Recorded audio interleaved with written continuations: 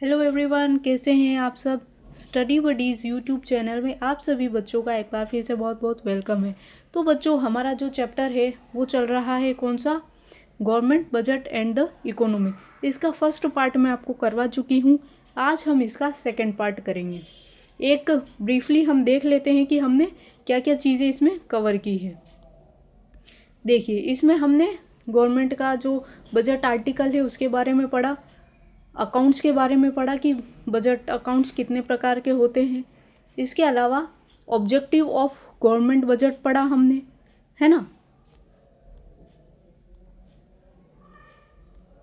Government budget का जो एक चार्ट है उसके बारे में हम पढ़ा।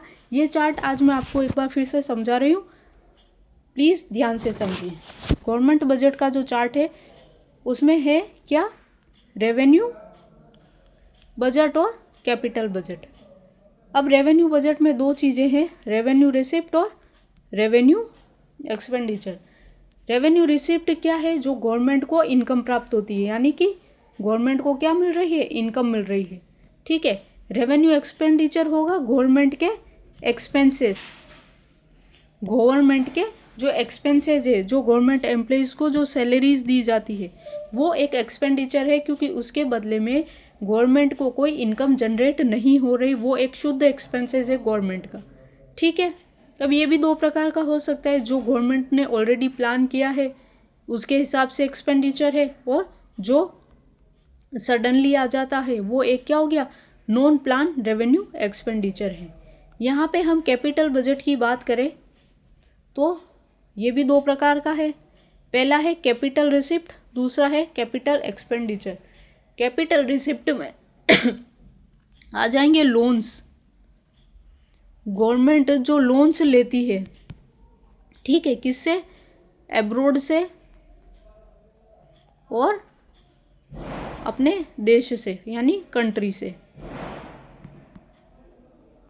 कंट्री से और एब्रोड से जो भी लोन लेती है, जिससे गवर्नमेंट की लाइबिलिटीज़ बढ़ती हैं।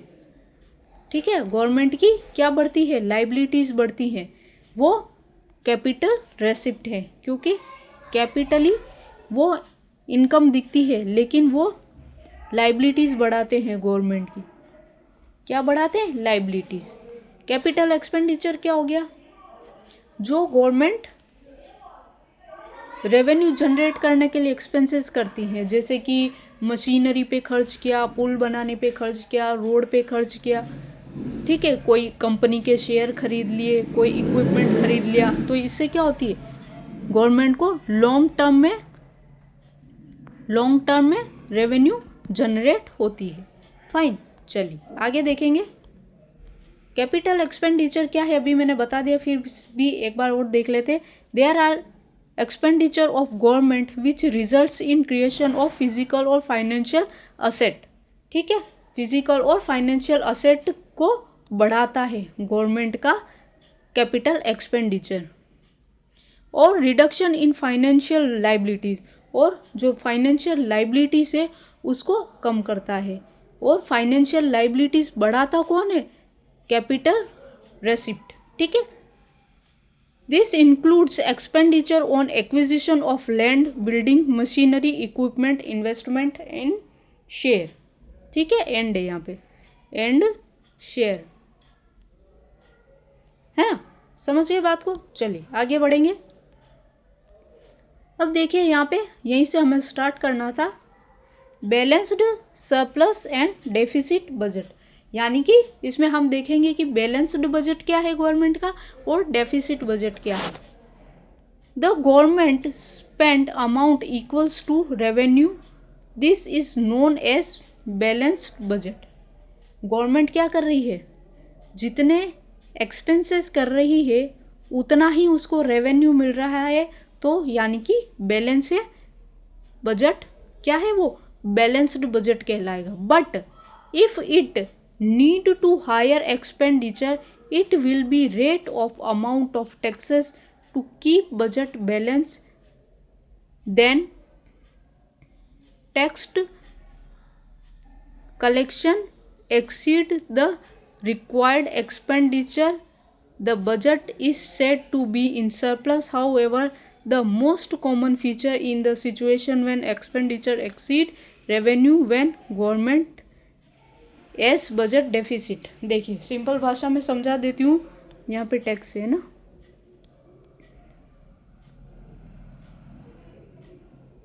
ये टैक्स है, ठीक है बात। हाँ, तो बैलेंस्ड बजट क्या है, जब गवर्नमेंट का एक्सपेंडिचर जो है वो रेवेन्यू के इक्वल से, लेकिन जब गवर्नमेंट का जो एक्सपेंसेस है वो ज़्यादा हो जाता है और उसको किससे इक्वल्स किया जाता है, टैक्सेस को बढ़ाकर किया जाता है ना। तो टैक्स कलेक्शन बढ़ जाता है, किसके लिए, गवर्नमेंट को एक्सपेंडिचर अगर बढ़ाना है, गवर्नमेंट का खर्चा अगर गवर्नमेंट को लग रहा है कि ज़्यादा है और उस एक्सपेंडिचर के लिए हमें एक्स्ट्रा रेवेन्यू की ज़रूरत पड़ेगी तो गवर्नमेंट टैक्सेस बढ़ा देती है, ठीक है। तो वो क्या होगा, सरप्लस होगा, यानी कि टैक्सेस के थ्रू गवर्नमेंट जब बजट को इक्वल्स करती है रेवेन्यू और रिसिप्ट को, दैट इज कॉल्ड सरप्लस। फिर क्या होगा, the most common feature in the situation when expenditure exceed revenue, this is when government as budget deficit. जब गवर्नमेंट का क्या होता है, एक्सपेंडिचर ज़्यादा है और रेवेन्यू कम है, तो उस केस में वो क्या होगा, डेफिसिट होगा, ठीक है बात। चलिए आगे बढ़ेंगे। यहाँ पे कुछ गवर्नमेंट डेफिसिट दे रखे हैं, बजट डेफिसिट कहेंगे हम इनको, बजट डेफिसिट, है ना। देखिए सबसे पहले हम पढ़ेंगे रेवेन्यू डेफिसिट क्या है। रेवेन्यू एक्सपेंडिचर में से अगर रेवेन्यू रिसिप्ट को माइनस किया जाता है तो वो क्या कहलाता है, रेवेन्यू डेफिसिट कहलाता है। यानी रेवेन्यू एक्सपेंडिचर में से हमने क्या माइनस किया, रेवेन्यू रिसिप्ट को माइनस किया। अब रेवेन्यू एक्सपेंडिचर क्या है और रेवेन्यू रिसिप्ट क्या है, ये मैंने आपको अभी जो टेबल समझाया था उसमें क्लियर किया था। फाइन, अगर आपको समझ में नहीं आया है वीडियो आप दोबारा देखिए या आप स्पीड फास्ट करके देख सकते हैं, जैसा भी आपको सूटेबल लगे। एक या दो बार आप उसको टेबल को सुनेंगे तो आपको समझ में आ जाएगा। अब यहाँ पे क्या है, फिस्कल डेफिसिट क्या है, टोटल एक्सपेंडिचर माइनस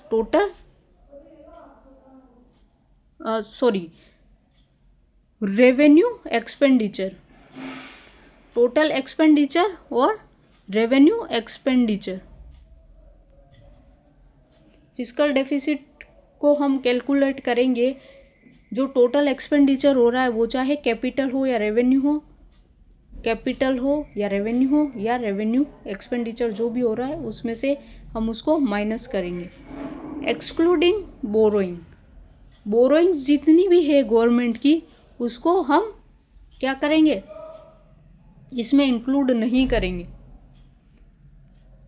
एक्सक्लूड करेंगे उसको, ठीक है। प्राइमरी डेफिसिट क्या होगा, ग्रॉस फिस्कल डेफिसिट, गवर्नमेंट का जो ग्रॉस फिस्कल डेफिसिट है उसमें से हम इंटरेस्ट पेमेंट्स जितने भी गवर्नमेंट कर रही है उसको माइनस कर देंगे।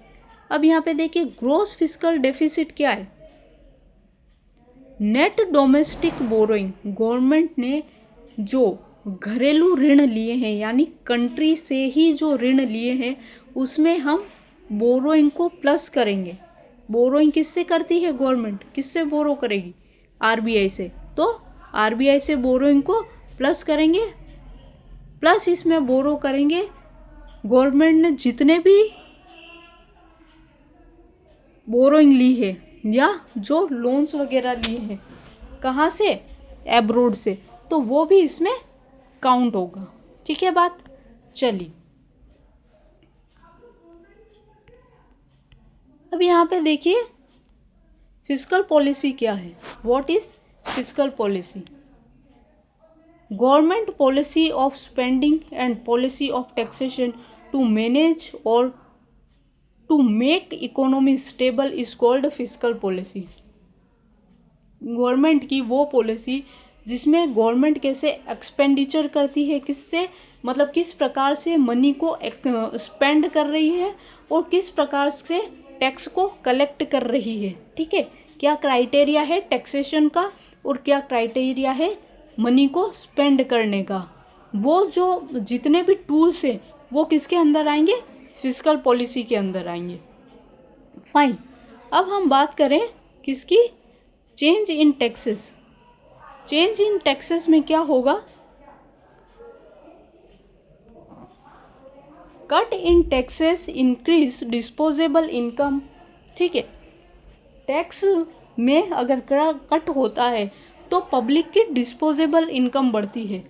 आप खुद सोचिए, देखिए अगर इनकम टैक्स कम हो गया है, टैक्सेस गुड्स एंड सर्विसेज पे कम हो गए हैं, तो क्या हो गया है, इनकम बढ़ गई है, क्योंकि जो टैक्सेस में पैसा जा रहा था अब वो पैसा कहीं नहीं जा रहा है, वो पैसा हमारे पास है। ठीक है, तो इंक्रीज कंजप्शन एंड आउटपुट, तो ये क्या करेगा, कट इन टैक्सेस जो है वो क्या करेगा, कंजप्शन को इंक्रीज करेगा और आउटपुट को भी इंक्रीज करेगा। अब देखिए, increase in taxes will decrease in income, consumption and output. ठीक है, अगर टैक्सेस इंक्रीज कर दिए जाएं तो पब्लिक की डिस्पोजेबल इनकम कम हो जाएगी और क्या होगा, आउटपुट भी कम हो जाएगा, कंजप्शन कम हो जाएगा, क्योंकि पब्लिक के पास इनकम कम बचेगी अगर टैक्सेस ज़्यादा हो गए तो।